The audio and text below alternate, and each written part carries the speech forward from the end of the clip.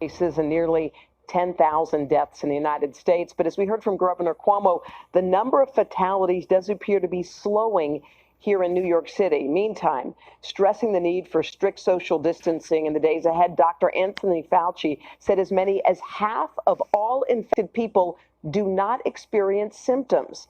And just this morning, Japan's prime minister is expected to declare a new state of emergency in Tokyo and several other major cities in the wake of renewed surge of cases there. We have it all covered. We're going to start with NBC's Sam Brock. Hey, Sam, good morning. Yeah, Hoda, good morning. When it comes to war on coronavirus, things may be about to go from bad to much worse. The White House warning right now, the next 2 weeks are pivotal as the country enters its toughest period yet.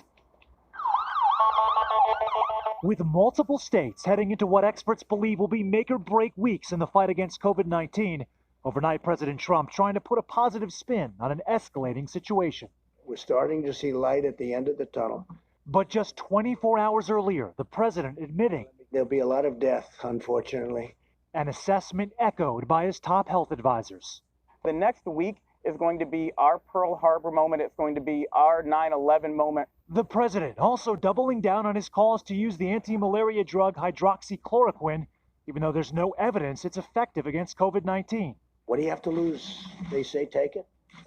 I'm not looking at it one way or the other, but we want to get out of this. If it does work, it would be a shame if we didn't do it early. Weighing in when Dr. Fauci of the Coronavirus Task Force was later asked about the drug.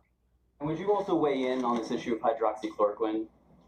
What do you think about this, and what is the medical evidence? Yeah. Maybe 15 times. Alarming new projections point to peaks in New York, Detroit, and New Orleans in a matter of days. With a deficit of supplies, governors in many states are scrambling to prepare. Michigan has more than 14,000 cases of the virus, third most of any state. It's growing exponentially, and we're seeing that it doesn't discriminate based on city line, state line, party line. New Orleans has the country's most lethal death rate, while more than 4,000 have now died in New York. 9 states are still refusing to enact full stay-at-home orders, including Iowa. If additional action is necessary to protect the health and safety of Iowans, I will do so. But the Surgeon General saying it is vital to stop the spread. Give us a week or two if you can. We want you to do it for 30 days, but even in those 9 states, give us what you can so we can get this peak and start to come down on the other side. In California, Riverside County is mandating all 2.5 million of its residents wear masks when they leave the house, one of the strictest measures in the country. On Sunday, many turning to their faith, but some ignoring the science of social distancing. In Louisiana, one church holding their usual Sunday Mass, led by Pastor Tony Spell, who was arrested last month for holding services despite a ban on large gatherings. They would rather come to church and worship like free people than they have live like prisoners in their homes. Here in Florida, the governor drawing heavy criticism for saying he doesn't have the authority to close houses of worship, but of the 15 states with the most vulnerable populations to this disease, 11 of them, mainly in the South, have religious exemptions. Savannah, back to you. All right, Sam Brock, thank you very much. And as we begin a new week, the mayor of New York City is warning hospitals there could run out of ventilators in the next 2 days. But as mentioned, there is some hopeful news in the fight against the virus in New York. NBC's Gabe Gutierrez is at the makeshift hospital set up inside the Javits Convention Center in Manhattan. Gabe, good morning to you. Savannah, good morning. The Javits Center behind me now has 2,500 beds, making it the largest hospital in the country right now. The U.S. military personnel are staffing it. The federal government sending 1,000 doctors, nurses, and respiratory techs to handle the overwhelming need here. And we should warn you, some of the images you're about to see are disturbing. This morning, the U.S. military is on the move, deploying staff to 11 New York hospitals as the city enters what's expected to be its most critical week yet in the battle against coronavirus. The system is over capacity. At one hospital in Brooklyn, an unsettling scene. Body bags lining a hallway until they can be moved outside to temporary morgues. Still, a possible glimmer of hope. The number of deaths over the past few days has been dropping for the first time. What is the significance of that? it's too early to tell.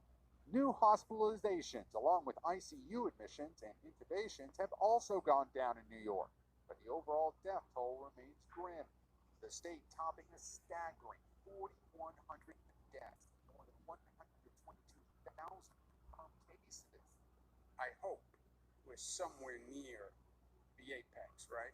A healthcare system already pushed to its limits is now preparing for the worst. None of us actually expected anything like this to ever happen. We only know to do one thing, and that's to show up at work and to take care of our patients. The state's urgent plea for help and supplies has been answered by those near and far. Nurses with Samaritan's Purse for responding to disasters around the world, now helping at the emergency field hospital in iconic Central Park. We have never been responding together in America to a disaster situation, so this is a first for us. China sending 1,000 ventilators, another 140 from Oregon. In neighboring New Jersey, a new field hospital is opening today as the state surpasses 37,000 cases and quickly approaches 1,000 deaths. Among the lives lost, Richard Gould, former fire commissioner in Woodbridge, New Jersey. He was honored by the department, which held a funeral processional through town. 65-year-old Priscilla Carroll was a coordinating manager at Elmhurst Hospital in Queens. The world also lost jazz legend Wallace Roney, a renowned trumpet player who learned from Miles Davis. He was just 59 years old. New York Mayor Bill de Blasio estimates the city will need an extra 45,000 medical workers to match expanding hospital capacity throughout the area. Hoda. All right, Gabe, thank you so much. Let's turn now to our medical correspondent, Dr. John Torres, and NBC News contributor, Dr. Joseph Fair. He's an expert on the study of viruses. He was on the front lines of the African Ebola crisis. Good morning, doctors. I'm going to start with you, Dr. Fair. We keep seeing what the Surgeon General was saying. This is going to be our Pearl Harbor, our 9/11. This week is critical. What do you think we should be prepared for in this week, Dr. Fair? I think I would agree with his statement, only it's just going to be nationwide and not localized, to a certain area. We all felt it as Americans, but when it directly touches you, when it's someone directly related to you or a colleague, obviously it's going to touch you in a different way. And so I think he's trying to prepare the nation for what that's going to look like. Having been through my fair share of these outbreaks and things like this and seeing a lot of these deaths occur, it is something that you do have to prepare for mentally. And it's not going to be easy to get through, to be honest. So I think as a nation, he's making that reference just so, to best prepare people as best as he can as a nation to get ready to go through that grieving process that is unique to outbreaks. Well, there was a little bit of sound that was played at the President's Coronavirus Task Force meeting yesterday. It was from Dr. Deborah Birx, and it struck us because it had to do with the everyday things we do, and she now says maybe we shouldn't be doing them anymore. Take a listen. This is the moment to not be going to the grocery store, not going to the pharmacy, but doing everything you can to keep your family and your friends safe. And that means everybody doing the 6 feet distancing, washing your hands. Not going to the grocery store and not going to the pharmacy, Dr. Fair. Why now? She's really just talking about absolutely minimizing our interaction with one another. And, those are essential tasks. We're going to have to do them occasionally. But I think what Dr. Birx is trying to get across, and by the way, I have really strong faith and confidence in both her and Dr. Fauci. They do know what they're doing. But really trying to minimize in any way, form, or possible that human interaction with one another that's going to lead to us breaking that social distancing protocol that we're trying to implement across the country, nationwide, across, really everywhere in the world that we're trying to do at the same time. It's harder as we have more and more people on Earth, and in urbanly and densely populated places like New York, it's even harder just because we live much closer to one another, but that's what we're trying to do.